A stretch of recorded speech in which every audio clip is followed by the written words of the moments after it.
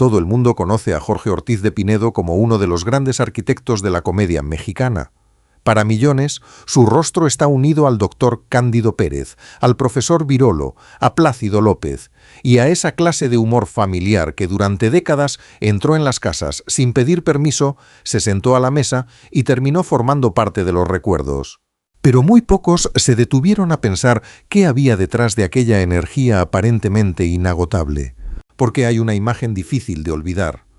El hombre que hizo reír a generaciones aparece hoy con una cánula de oxígeno, respirando con cuidado, midiendo esfuerzos que antes parecían automáticos.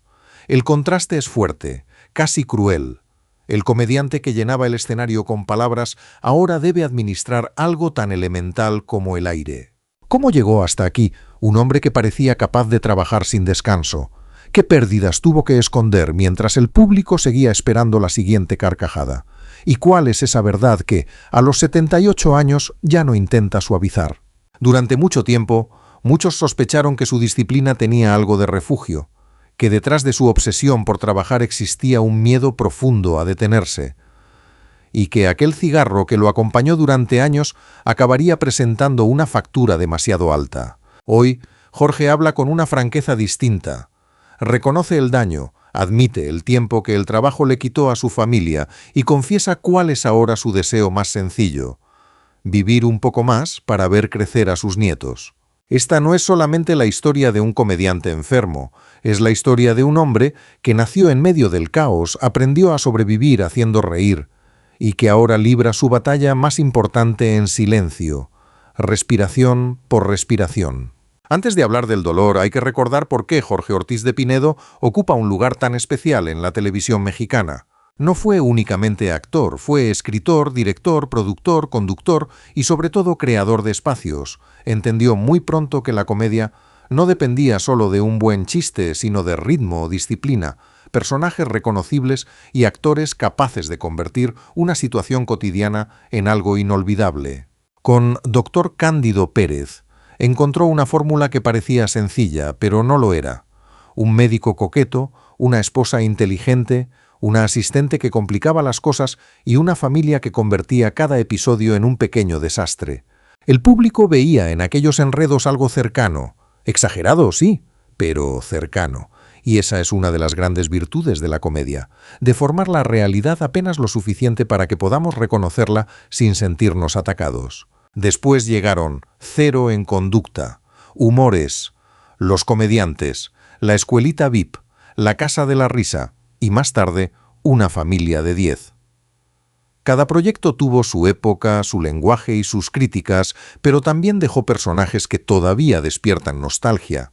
Jorge además usó su éxito para abrir puertas. Él mismo ha contado que presentó a cientos de comediantes y que muchos pudieron construir una carrera gracias a esos espacios. No todos se volvieron estrellas, claro.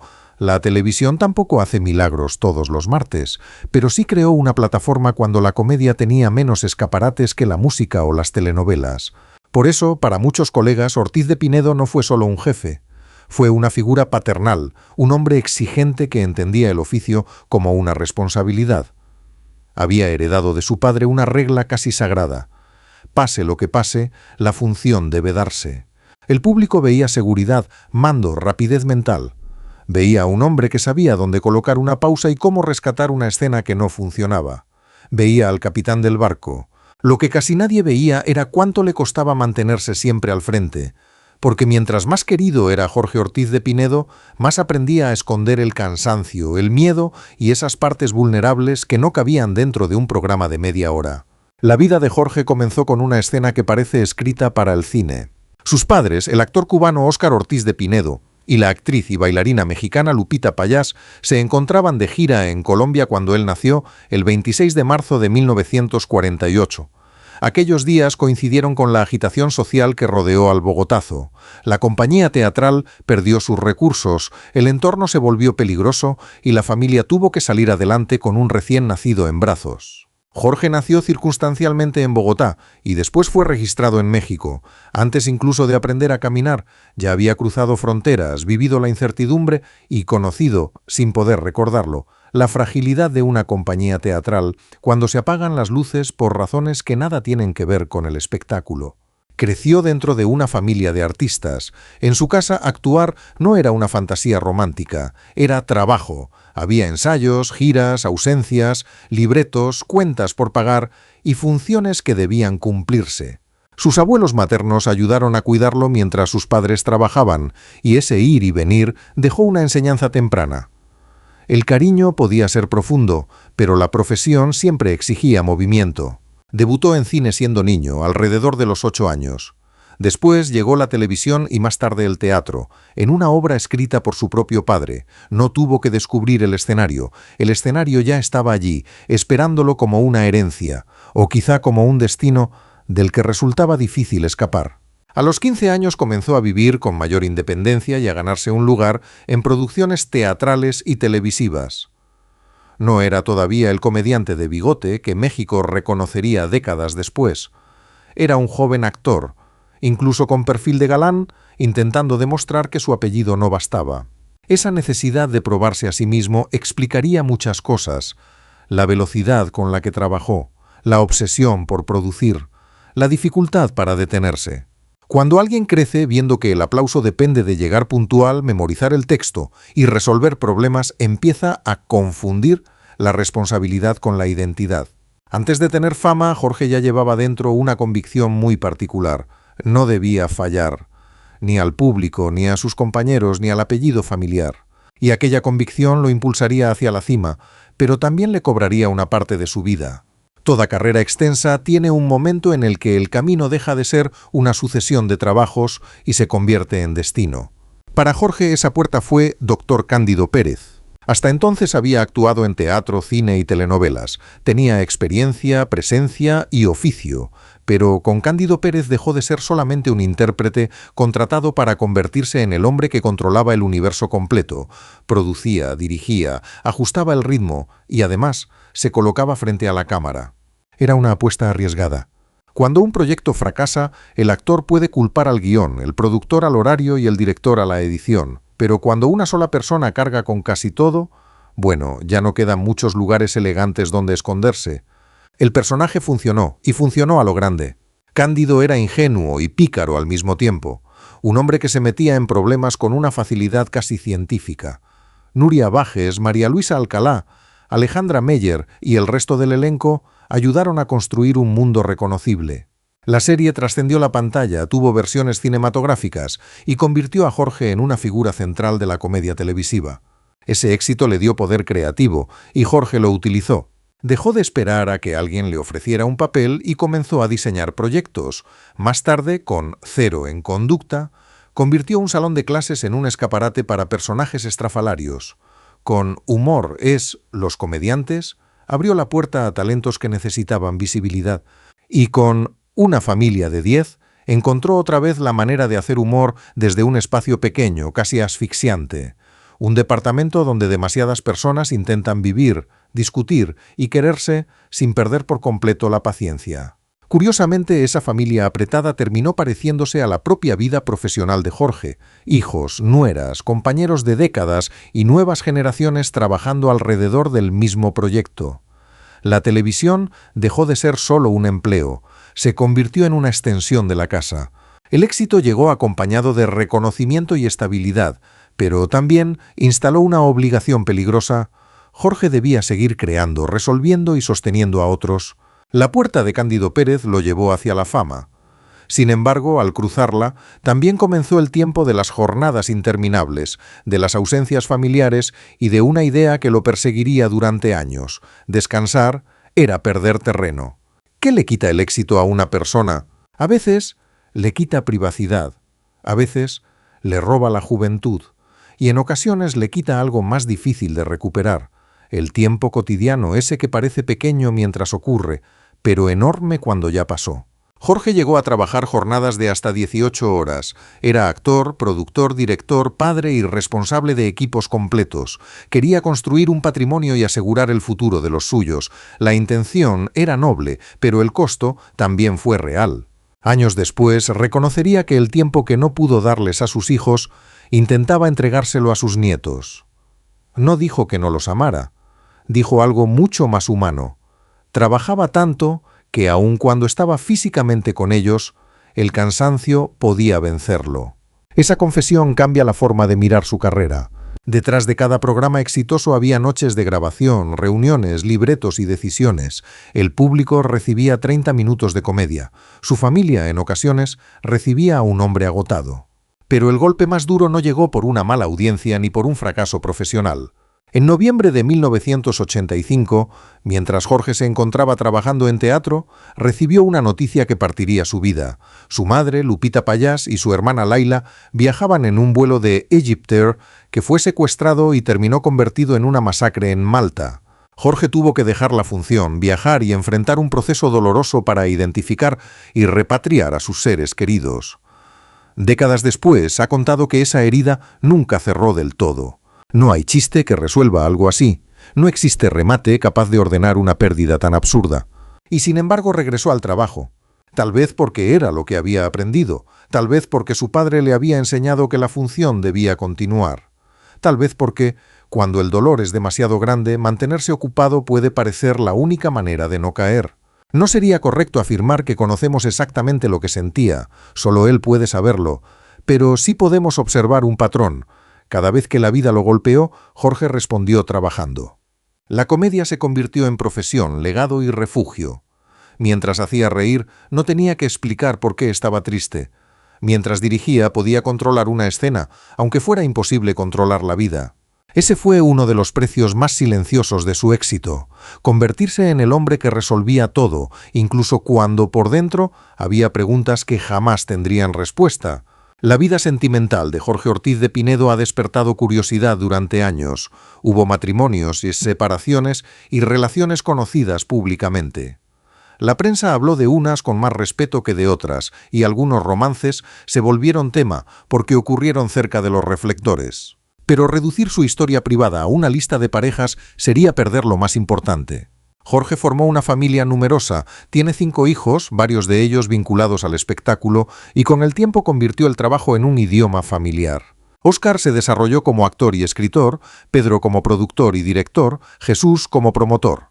Otros eligieron caminos diferentes. Su actual compañera Gabriela Sánchez Hinojosa también ha trabajado en producción y dirección, y él ha reconocido públicamente que estuvo a su lado durante los momentos más difíciles de su enfermedad. Eso no significa que todo haya sido perfecto. Las familias reales no viven como las familias de una comedia. No hay aplausos al final de una discusión, ni un corte comercial que permita respirar antes de pedir perdón. Jorge mismo ha admitido que durante años su prioridad fue trabajar. Quería proteger a sus hijos, pero al hacerlo también se ausentó de momentos que ya no podían repetirse. Cuando llegaron los nietos, algo cambió. El productor, que siempre estaba mirando el reloj, empezó a valorar juegos, abrazos y conversaciones sin utilidad profesional. Dijo que ser abuelo era un premio, y quizá lo era porque le permitía amar sin la presión de construirlo todo desde cero. Con sus nietos podía bajar al suelo, jugar y simplemente estar. Ya no tenía que ser el hombre que solucionaba la producción. Podía ser el abuelo que consiente, escucha y se ríe de cosas que quizá no tienen un gran guión, pero sí una enorme importancia. Su relación con Gabriela también revela una parte menos visible del personaje público. Jorge ha dicho que no le gusta la soledad y que no concibe la vida completamente aislado. Esa frase, viniendo de alguien rodeado siempre por elencos y familias numerosas, resulta reveladora. Quizá por eso creó tantos grupos, quizá por eso protegió a colegas y convirtió equipos de trabajo en comunidades, no necesariamente porque temiera estar físicamente solo, sino porque sabía lo que significa cargar un dolor sin compañía. Hoy, cuando habla de prolongar su vida, no menciona premios ni niveles de audiencia. Habla de sus hijos, de su pareja, de sus amigos, del público y, sobre todo, de ver crecer a sus nietos. Al final, aquello que más desea conservar no está en una videoteca. Está sentado alrededor de su mesa. Entonces, ¿qué es exactamente aquello que Jorge Ortiz de Pinedo terminó admitiendo? No se trata de un romance secreto ni de una rivalidad escondida durante décadas. La verdad es más sencilla y mucho más seria. Durante años fumó. Él mismo llegó a considerar el cigarro como su único vicio, casi algo inofensivo. Las advertencias estaban allí, como están para millones de personas. Pero mientras el cuerpo responde, uno suele creer que las consecuencias pertenecen a alguien más, hasta que una camisa comenzó a quedarle demasiado grande. Su esposa notó que estaba adelgazando. Amigos cercanos, entre ellos Chabelo y Polo Polo, Observaron que su aspecto y el tono de su piel no eran normales. Los estudios revelaron un tumor de aproximadamente 5 centímetros cerca del corazón. El diagnóstico fue cáncer de pulmón. Jorge ha contado que preguntó por qué le había ocurrido y que la respuesta médica apuntó directamente al cigarro. Entonces comprendió que aquello que había tratado como un hábito controlable no era inocente. Fue operado y le retiraron un lóbulo del pulmón izquierdo. Años después apareció otro cáncer, distinto y sin metástasis, en el otro pulmón. Hubo una nueva cirugía, hospitalización y quimioterapia. A todo eso se sumó la enfermedad pulmonar obstructiva crónica, la EPOC, que fue reduciendo su capacidad para respirar. Aquí está la confesión que durante mucho tiempo parecía inevitable. Sí, fumar tuvo consecuencias devastadoras. No fue mala suerte convertida en espectáculo, no fue un misterio romántico. Él mismo lo ha dicho con una claridad que puede servir como advertencia para otros. Pero hay otra admisión, quizá más profunda. Jorge también ha reconocido que trabajó tanto que no dio a sus hijos todo el tiempo que habría querido. El hombre que sostuvo programas, compañías y carreras enteras no siempre pudo estar presente en los momentos más simples de su propia casa. Ambas verdades están conectadas por una misma ilusión, creer que siempre habrá tiempo. Tiempo para dejar el cigarro después, tiempo para descansar después, tiempo para acompañar a los hijos cuando termine la siguiente temporada, tiempo para cuidar el cuerpo cuando pase la próxima gira. Solo que el después no firma contratos. En una entrevista reciente, al recordar el momento en que le detectaron un tumor, contó que reunió a sus hijos. Cuando la palabra cáncer entra en una habitación, las prioridades cambian de sitio. Lo urgente deja de ser el programa, la junta o el estreno. Lo urgente es decir lo que importa y mirar a las personas que uno ama. Durante años se dijo que Jorge era un hombre incapaz de detenerse. Muchos se preguntaban si el trabajo era simplemente pasión o también una forma de escapar del miedo. Nunca quedó del todo claro y sería injusto convertir una interpretación en diagnóstico. Lo que sí está claro es que hoy ya no presume invulnerabilidad. Habla del miedo, del daño, de la disciplina médica y de su deseo de seguir viviendo. Pero la verdad, como casi siempre, no es tan simple como la gente la cuenta. Jorge no lucha solo contra una enfermedad, lucha contra todas las decisiones que alguna vez parecieron pequeñas y que terminaron reuniéndose en cada respiración. En 2026, Jorge Ortiz de Pinedo tiene 78 años y continúa esperando la posibilidad de un doble trasplante de pulmón. El proceso no es inmediato, requiere estudios, protocolos, evaluaciones y una condición física que permita soportar una operación de enorme complejidad. Jorge ha explicado que hace rehabilitación pulmonar, ejercicios y acondicionamiento. También bajó una cantidad importante de peso siguiendo indicaciones médicas, porque necesita estar preparado si llega la oportunidad. Esa palabra, preparado, ha definido toda su vida. Se preparó para actuar desde niño, se preparó para producir cuando otros solo querían aparecer en cámara, se preparó para sostener un elenco, para resolver una crisis y para salir al escenario incluso después de recibir noticias terribles. Ahora se prepara para recibir aire. Vive con apoyo de oxígeno y ha pasado temporadas en lugares al nivel del mar, donde respirar puede resultarle menos difícil que en la Ciudad de México. Aún así, no se ha retirado por completo. Sigue pendiente de proyectos teatrales, de Una familia de 10, de La casa del actor y de las personas que dependen de decisiones que todavía puede tomar. Él mismo ha dicho que mientras el cuerpo aguante quiere seguir trabajando, creando, dirigiendo y escribiendo. No porque ignore su condición, sino porque el trabajo continúa dándole energía y propósito. En abril de 2026 expresó con enorme claridad por qué busca prolongar su vida, quiere ver crecer a sus nietos, ver realizados a sus hijos, disfrutar a su pareja, a sus amigos y seguir conviviendo con el público. Un mes después tuvo que desmentir rumores falsos sobre su muerte. La confusión surgió a partir de un mensaje de despedida que había publicado por un amigo fallecido. Jorge respondió que se encontraba bien, aunque triste por la pérdida. La escena tiene algo profundamente simbólico. Internet ya lo había despedido, pero él seguía allí, respirando, trabajando y corrigiendo una noticia equivocada sobre su propia vida. No sabemos si el trasplante llegará ni cuál será la decisión final de sus médicos. Sería irresponsable prometer un desenlace. Lo que sí sabemos es que no está esperando de brazos cruzados. Va al gimnasio, se rehabilita, cuida su peso, usa el oxígeno se mantiene cerca de su familia y continúa haciendo planes, porque planear también es una manera de decirle a la enfermedad que todavía no tiene la última palabra. A los 78 años, Jorge no habla como un hombre que crea tenerlo todo resuelto, habla como alguien que por fin entiende que vivir no consiste en llenar la agenda, sino en conservar la posibilidad de compartir el día siguiente. La verdadera tragedia de Jorge Ortiz de Pinedo no es haber envejecido ni aparecer frente a una cámara con oxígeno. Envejecer no es una derrota, necesitar ayuda tampoco. La tragedia más profunda sería otra: descubrir que durante años creyó que el cuerpo podía esperar, que la familia comprendería todas las ausencias y que el trabajo siempre justificaría el cansancio. Pero su historia no termina únicamente en arrepentimiento.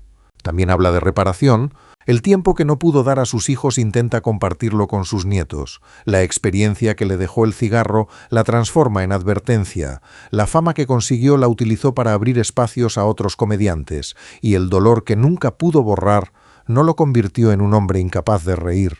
Quizá esa sea la confesión más honesta detrás de todo. Jorge Ortiz de Pinedo no fue invencible, nunca lo fue.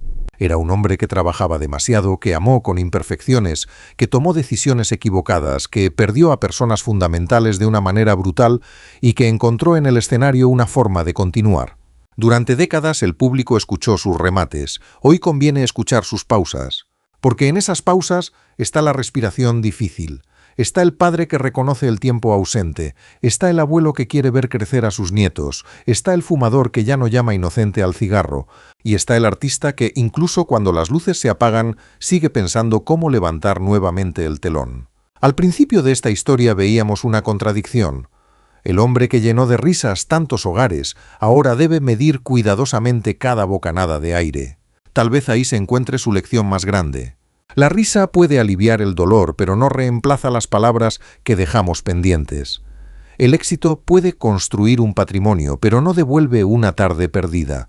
Y el aplauso puede durar muchos años, aunque jamás sea más valioso que una respiración tranquila junto a quienes amamos. Jorge Ortiz de Pinedo todavía no ha dicho su última palabra, y quizá por primera vez esa palabra no necesita provocar una carcajada, solo necesita ser dicha con aire suficiente. Porque a veces la verdadera tragedia no es perder los aplausos, sino descubrir cuánto tuvimos que callar mientras el mundo seguía riendo, y cuánto daríamos al final por una tarde más en familia.